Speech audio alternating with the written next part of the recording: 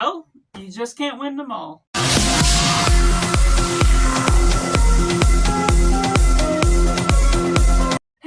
Welcome Cinema, where we focus on a film. I'm Josh, this is Simply Cinema. Let me know down in the comments below, what are your most disappointing movies of 2020-2024? Those are the movies you went into expecting the most out of, or expecting something out of, and you got very bare minimum of what you could have gotten, or even worse than that. And going into last place, we have here, now this one was something from Robert Zemeckis, the return and reunion of Robert Zemeckis directing Robin Wright and Tom Hanks in a film together once again since Forrest Gump, and it was generally an exciting film. There's certain things and film techniques that were really well done, elements that I really enjoyed as a cinema lover, someone that loved exploring new techniques or new story narratives, how they progress the story throughout, taking different points of history, not necessarily moving the camera or making it the appearance that the camera was never moving, and yet switching timelines here and there, the building of the house through ancient civilization, through all these different timelines where Tom Hanks and Robin Wright had most of the story within how they got living together, how they got married, how they raised their kids, and how everything progressed throughout that, all those different family moments, the good and the bad. There were so many great elements to it, but it's sadly not a film I feel I'll revisit much at all. It doesn't have the rewatchability value because of the nature of it has all these creative and unique techniques, but it only lasts for so long before everything becomes the same thing over and over. It's stale, it's real life, which makes it still good for what it's tackling, but unfortunately it becomes eventually boring because it's showing essentially the same life cycle and being able to portray the same techniques over and over throughout the whole story, which makes it still a solid film. I didn't give it a back score, but it's disappointing because it didn't give you that much more. And at number 9, we have Bonhoeffer. Now, I am a huge fan of what we've recently been getting out of Angel Studios, which is generally known as a more serious Christian studio, what they're taking with their story. But for me personally, I don't know if there's something I missed out of some of the details, certain things that I didn't know who Bonhoeffer was, so that's a backlight on me. But even that's generally how I go into biopics, even if I don't know what they're all about. And this particular character, the events of the war, is something that excited me and something that intrigued me. What you're doing with this ministry that's going on with the background. There's some parts where it seemed really good. The drama is there. The war is a good element to there. It's not necessarily immersed in the gunfiring, everything on the front line sort of war. And so maybe some things with that, my expectations were swayed what I would exactly get out of it. Certain elements with what we're doing out of characters just didn't hook on with me. There's certain points also where the timelines switch back and forth from this time to this time, and while it showed the timeline based on this what the date was on the screen within the first event that screen pulled up, once it switched back to that, there weren't the obvious clues every time of how someone dressed, how someone looked, that designated what exactly was the timeline. So there's certain parts that were hard to follow because of that. There's a few sound quality issues that I knew it wasn't necessarily the theater particularly that was the problem, that maybe it would be somewhat better if it was fixed upon getting it to DVD or getting it to streaming. I don't know how that was all solved, but some of the voices matched the level of the rain volume or other things such as that. And so there's just certain things that just really swayed the experience. I didn't think it was awful. I felt like there was something there that I just wasn't getting, but my experience left me disappointed. And at number 8, we have Ghostbusters Frozen Empire. Now, after Ghostbusters Afterlife, which was a solid film for its own worth, the trailer for this made me so excited because the stakes, the elements that really showed the true nature of what if this whole city of New York was going up and getting frozen, and there just wasn't really as much of that as I would have hoped for.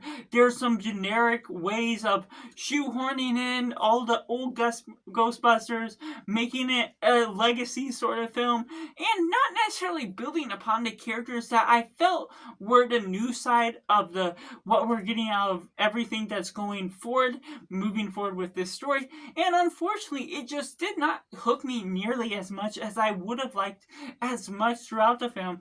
There's Slimer, Slugpot that didn't do too much to what the story had to offer as a whole, didn't necessarily hit my funny bone with all of the right jokes or the right proper humor that would have personally worked for me. So unfortunately, there are certain elements here and there, all of the wrong elements that just combine together to make it something that just didn't do too much, because once we get to the last final battle, it just really ends fairly quickly, resolves itself in a way that just didn't build up to what my expectations had for it. And at number 7, we have I Used to Be Funny. Now, this was one that felt more niche, but more my type of genre, based on what we're getting out of the drama, the elements of depression, other things where this comedian is trying to be good, trying to make up for everything, but she's dealing with grief through a loss she has had through her recent life.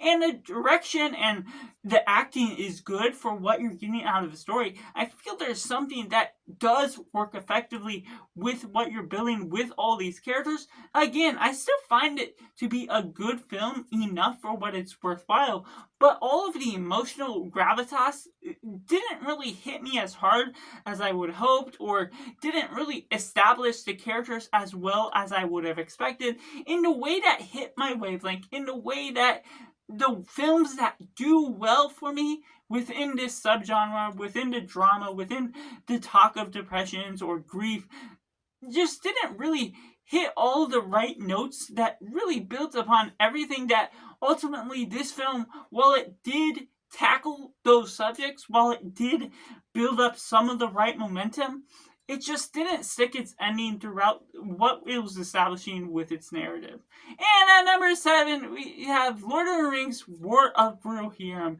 Now, of course, I'm a big Lord of the Rings fan. I don't rewatch the films often. It's not something that becomes my favorite per se in the general scheme of rewatchability, but this is taking on anime, something that I want to immerse myself more into, and this is probably a bad example of everything that you could look at anime and not a great exposure to what you're getting out of this style, out of the medium to it, because it's still a solid fantasy, what we're getting out of all the elements of the story, but it feels like it's just trying to tie in the smallest elements of Lord of the Rings and say, oh, you're getting this piece of the Lord of the Rings War, having to tie it into this part of the story, when it could have been its own original context, or taking place somewhere in between the movies, making it a little bit more obvious, and not putting it right in the middle of being obvious with its nods without being something that was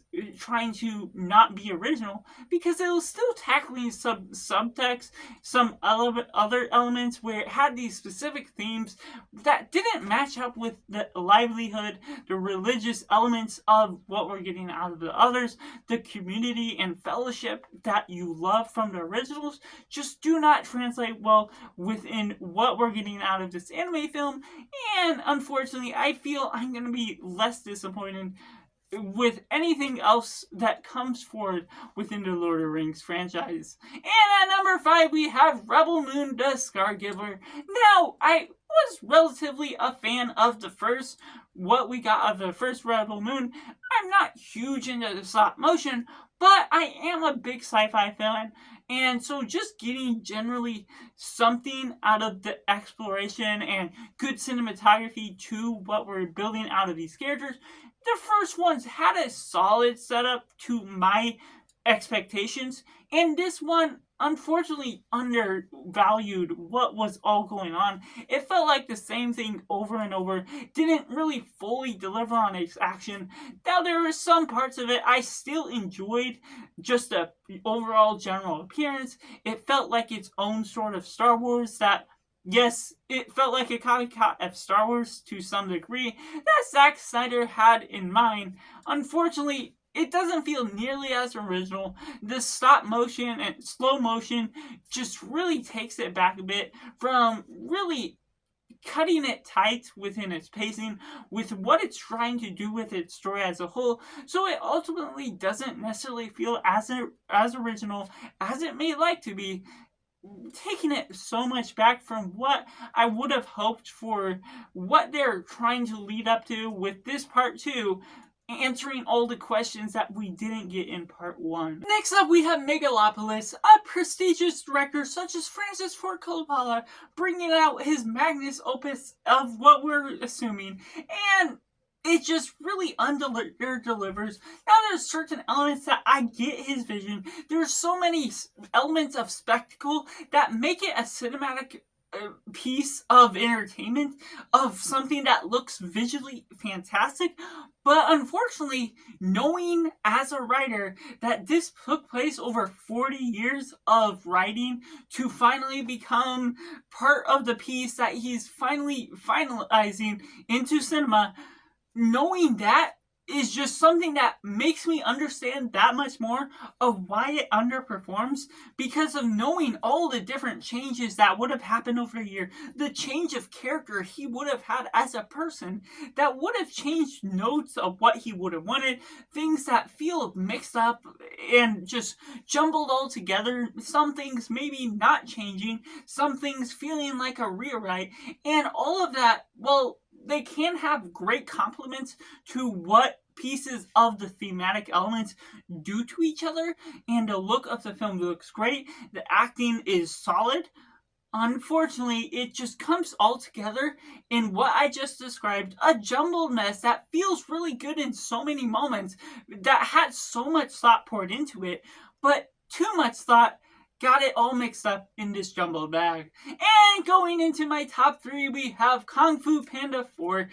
One that I love, the Kung Fu Panda trilogy, particularly the first 2. This third one is still solid for its own right, but the fourth one just feels generic as someone that takes it and says, we need a fourth one to this filmography, and that's exactly what it feels like. It's not totally awful. There's certain elements here and there where you're getting the training for the next Dragon Warrior. You're getting this adventure that's on the move that is a lot more feeling a bit different than what we got in the first 3, but it also tackles that in a way that doesn't feel like it has anything new to say. It doesn't have anything promising for what we're building forward with the future of what may come out of this franchise if they still continue it.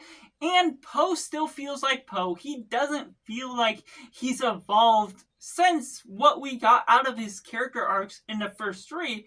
And you're having still this silly, goofy character that, well, yes, kids will love it, it's not the character you're getting out of the first 3, because of the nature of his involvement as a character and how that continues to play into what we're getting out of this as a 4th film just becomes unfortunate to the story arc as a whole. Certain things that will make sense and becomes comedic and generally exciting to enjoy out of the action, how we're progressing the story as a whole, but it becomes relatively generic in what it's tackling in its adventure as a whole. Which takes me into number 2. We got Moana 2.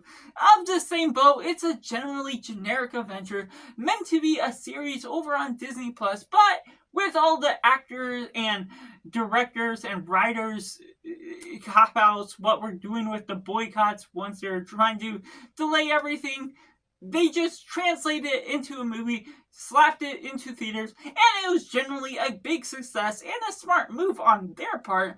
But unfortunately, it doesn't feel nearly as inspiring, as noteworthy as the first film. That is one of my favorite animated films of all time. So the general nature of what we're getting out of the story, the nature of how you're progressing the characters, the thematic elements just don't feel like they have anything new to say, or even the same thing to say, to where it just feels kind of lifeless in some sense. You're getting new characters, but they don't have a whole lot to add to the story as a whole, except their very one note character tropes that you just generally get out of them as a whole. So while you get this journey, you get all these vibrant colors throughout, it looks good in some moments.